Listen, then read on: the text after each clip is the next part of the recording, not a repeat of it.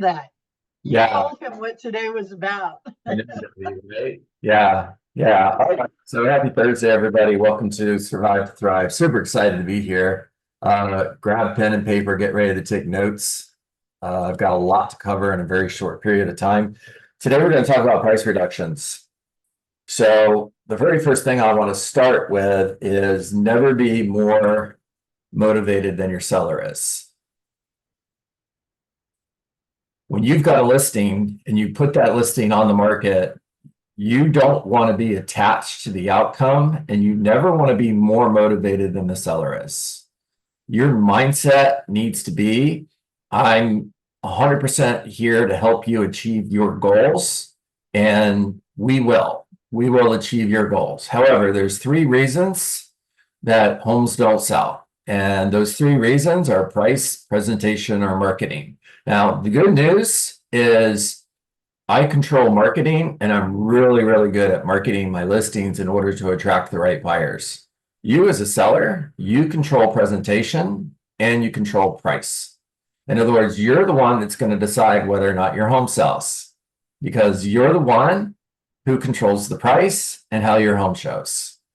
Now, there's also a mindset around this, everybody. You've got to have a mindset that you don't need this home to sell. And I get it. You may be in a position where you actually do need the home to sell.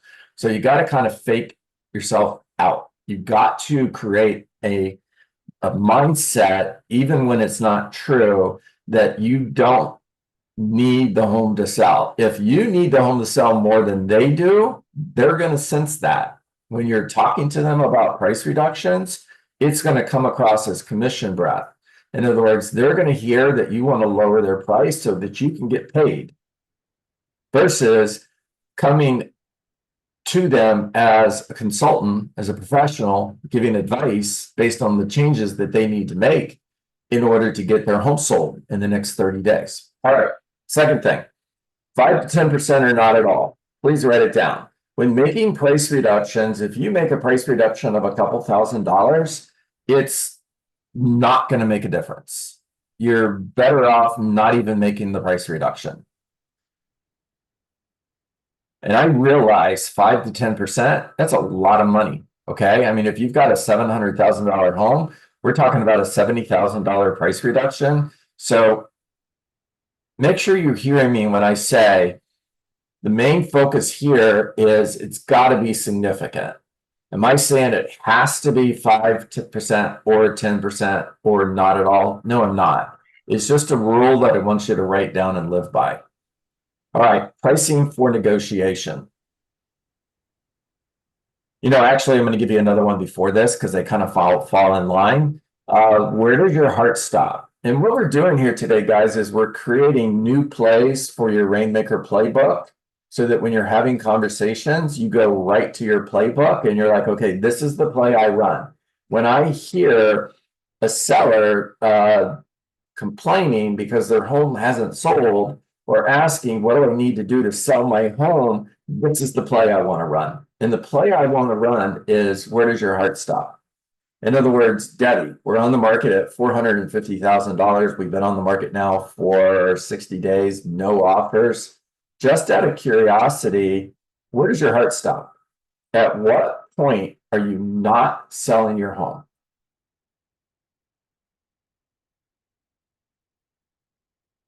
Now, here's the question. I'll help you, Debbie. Here's the question. Tell me what a price looks like that you absolutely will not sell your home. I will not sell my home if I have to make 300,000. I have to net 300,000.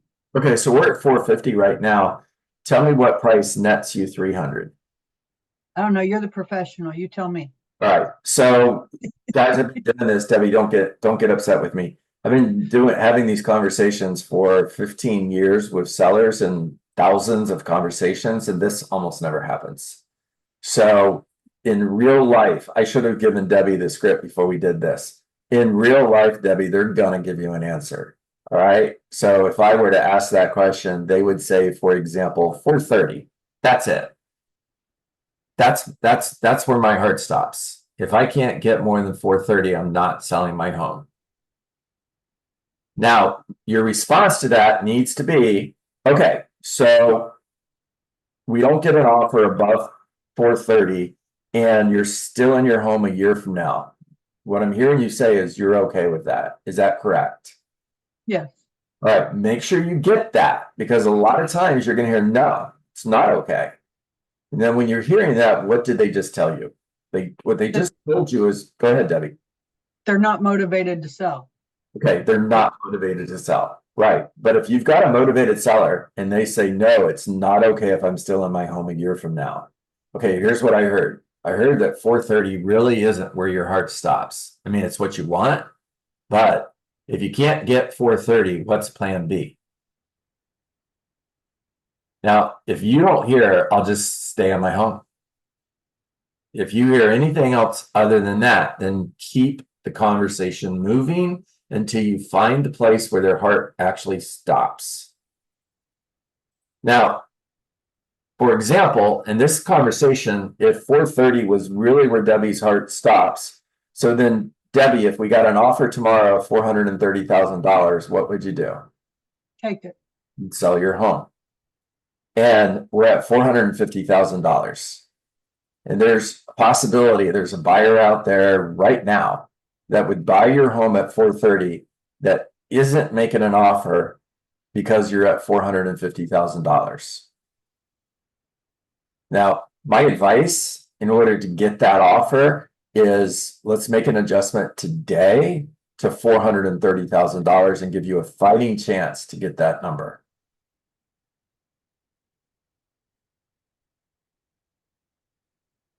Now, one of the things you may hear right there is that doesn't leave any room for negotiation. All right. Remember, we're creating a playbook. So you have a play to run when you hear that doesn't leave any room for negotiation. And the play is when you price for negotiation, negotiation is what you get.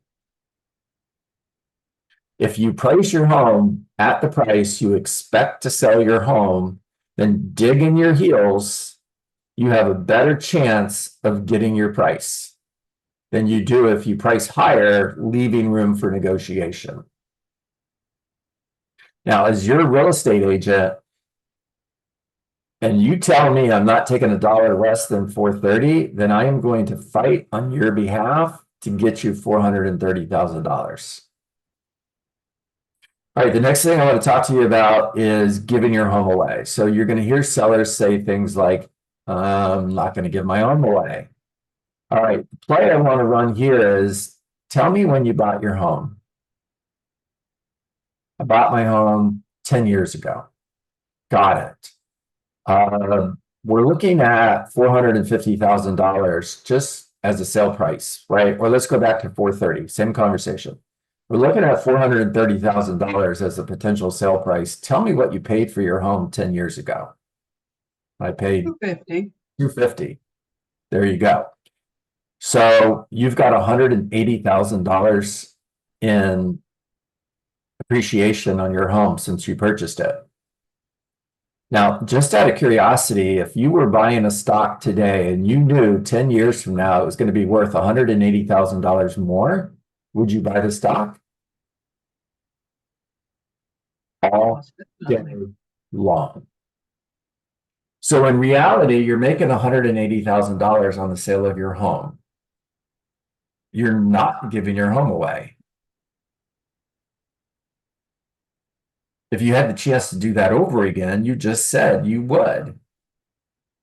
Now, here's the other thing. In a shifting market, prices are going to come down. They're already coming down, or they're going to come down. And it's a year from now, and that home that you sold for 430 is now worth 400. And you have a choice. You could sell it a year ago for 430, or still be in your home at 400. Now, if you chose to sell your home at 430 and it's a year later and it's worth 400, did you give your home away? Their answer is going to be no, guys. Okay. Remember, people will never change their mind, but they will make a new decision based on new information. All right, I'm losing money on the sale of my home. So this is for that seller who really is losing money. I mean, they bought it 2 years ago. and they bought it for $450 and they're looking at selling it for $430. And I need somebody else to role play with me. Let me go to a different screen. Somebody take yourself off mic and just off mute. Just talk to me because you're my next role play partner. This is going to be my conversation right here. Okay, so Sean, you've been in your home now for 2 years, and if you sell your home for $430,000, you're basically losing $20,000 on the sale of your home. Is that correct? That's right. Okay. However, you've lived in your home for the last 2 years, right? That's correct. Okay. Did you enjoy your home in the last 2 years? I loved it. It was fantastic. That's right. And you've got to live somewhere, Sean, correct? Yes. See, a lot of people make the mistake of thinking that their home is always an investment. Now, in reality, most of the time it is. Some of the time it isn't. But when we're talking about the home that you live in, it's shelter. It's not an investment. And you have to live somewhere. So, Sean, I mean, you have a beautiful home. If you were to rent this home out, how much money would you charge for rent? Oh man, I mean, I'd at least have to cover my mortgage, right?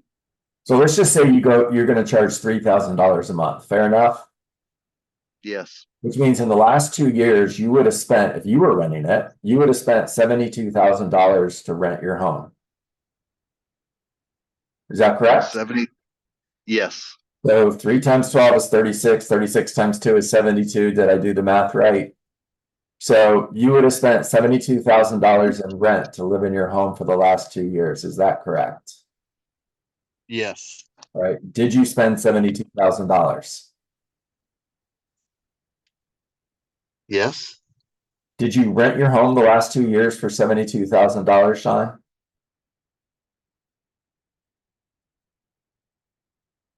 Somebody want to help him here?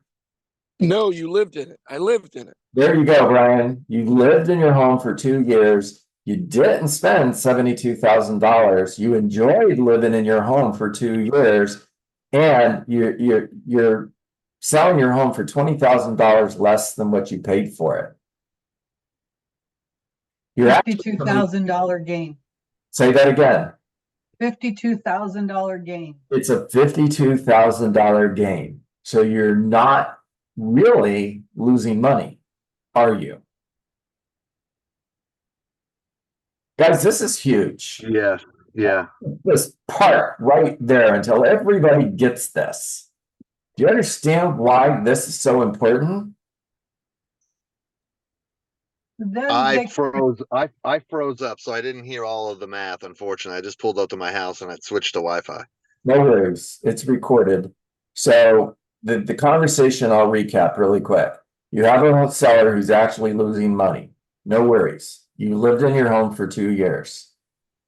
And if you were renting your home versus you own it, if you were renting your home, you're paying at least $3,000 a month in rent, which means it would have cost you $72,000 to rent your home the last 2 years.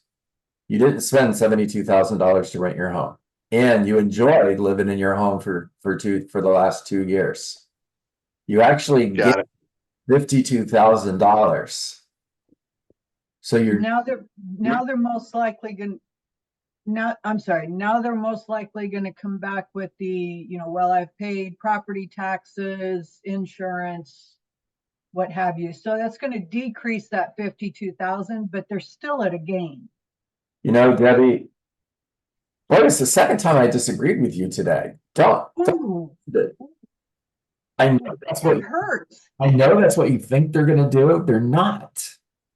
Okay, from years of experience and having this conversation thousands of times, that just doesn't happen. They don't. Okay. They really don't.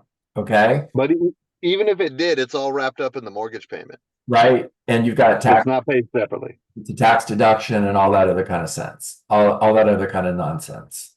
Okay, I'll take that. You can disagree. All right, moving on to the next one. I need the money.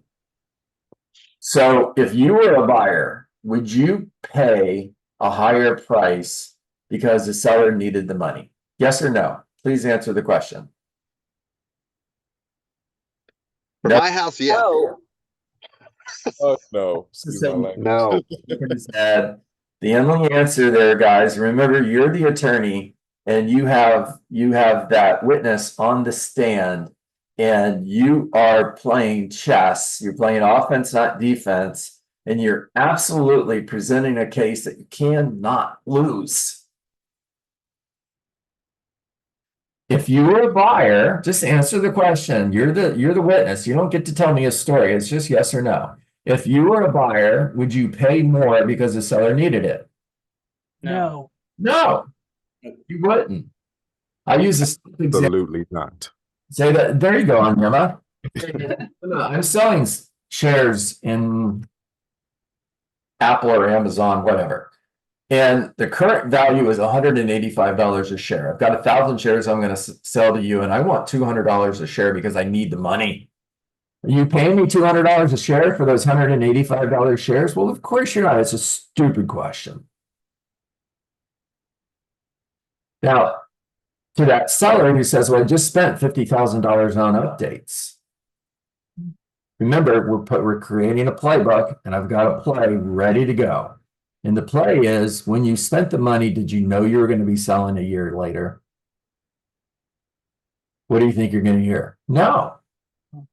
If you had the choice of still having those improvements still, or having the $50,000 back, which would you choose?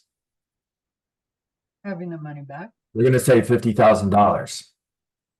What if the buyer would make the same choice? Now, when you make improvements on your home, you do that for 3 reasons. The first is personal enjoyment. Now, Debbie, you updated that. No, I'm not going to go to you again because I don't want to disagree with you 3 times. Hey, 3rd time's a charm. Toby, I'm coming to you. So, Toby, when you made that, you updated that kitchen a year ago for $50,000 and you've lived in the home for the past year. Did you enjoy that brand new, beautiful kitchen? Yeah, absolutely. Yeah. Exactly what I wanted. It was All great. right. It's the number 1 reason we make improvements. The second reason we make improvements is to increase the value, which it'll do, but not 100% dollar for dollar. On average, you're going to get 20 to 25 cents per dollar in increased value on your home. You want proof? Talk to anybody who's put in a new pool and spent, the last time I did this, I think I said 50,000. I think Brian came back and said, where are you getting a pool for 50,000? Right? So you put in that brand new, beautiful pool and it costs you $70,000. What's the appraiser going to give you in value when they do an appraisal? 15 to 20,000. That's right. So it will increase the value, but not dollar for dollar. Now, the third reason, and this is super important right now, is to make your home more attractive in a competitive market. So you may not get your money back, but those improvements, that updated kitchen, Toby, will be the reason you sell your home.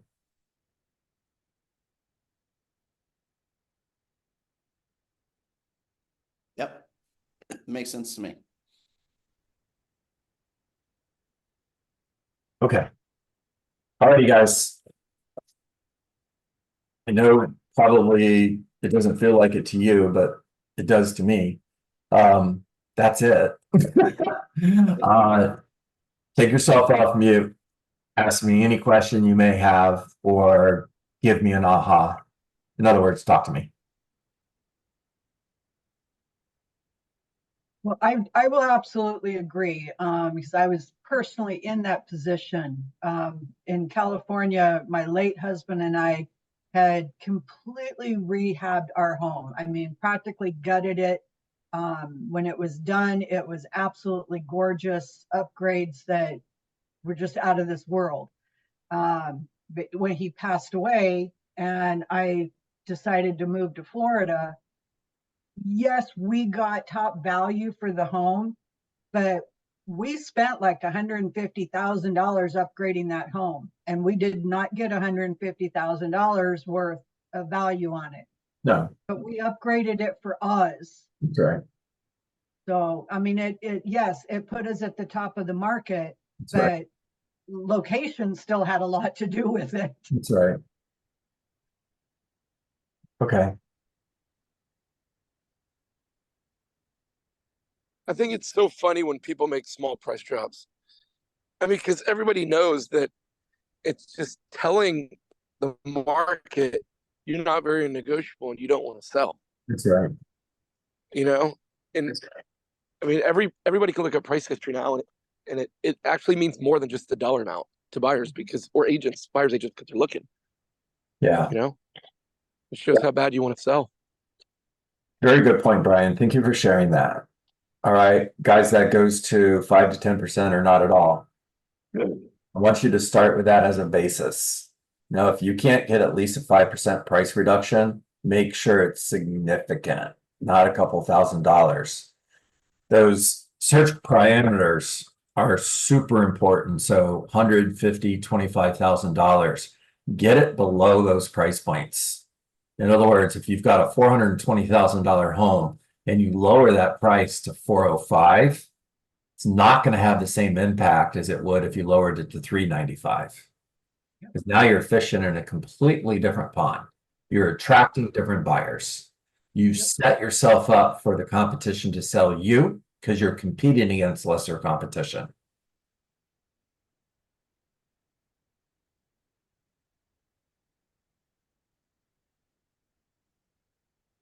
All right, y'all are being quiet. That either means you're bored the hell or you're deep in thought. I mean, there's a lot of sellers right now that, depending when they bought in the last year or two, that are underwater. And I think sometimes we as agents skirt around the conversation. Right. I personally have some listings right now where clients have dropped them, but not to amount that's getting it done. That's right. And you know, it also gets back, it's a fine balance between not wanting to sell it more than they do. Yeah. And sometimes it's okay just to say, you know what, let's just rent it. That's okay too. Because we're all wasting our time if it's not at a price that's getting activity. Well done, Brian. I agree 100%. My conversation is going to be with an investor. When I took the listing, I wanted to be below 1.2.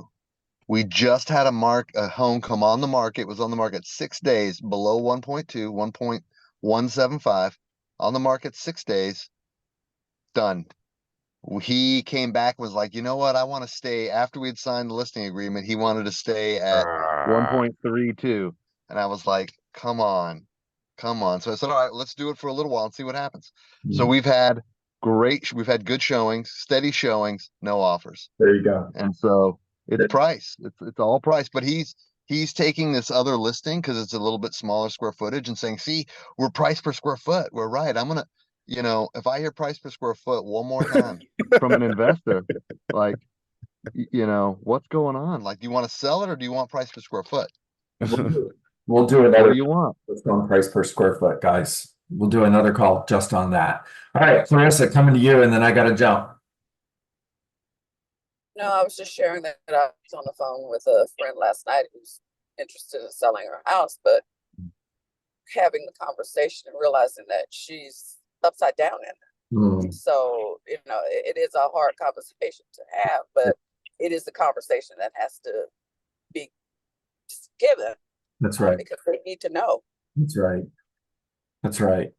Thank you, Clarissa, for sharing that. But it also creates opportunity for people. Sometimes they're in a house they can't afford, and they can go buy a lower cost house and get a better deal on it right now. That's right. And they're going to end up in a much better spot the next, 3 to 5 years. Yeah. I'll say one more thing on what Clarissa just shared with us, guys, and then I do have to jump because I have a coaching call. Bedside manner. When you are speaking with somebody who's in that situation, it's really important that you pay attention to your delivery. You're having a very difficult conversation with someone. All right. It requires a lot of really close attention to how you have this conversation. It's bedside manner. If I'm talking to a doctor and the doctor has bad news for me, I don't want the doctor to lie to me and tell me everything's okay. I want him to tell me the truth, but I want him to do it in a way that am going to accept that news without feeling like the doctor doesn't care. You've got to be able to convey, I care about you. This is a tough conversation. I get it. But this is a real conversation. All right, everybody, that's a wrap. Y'all have a great day. I'll see you tomorrow morning. Go get All it. right, sounds good. Have a great day. All right.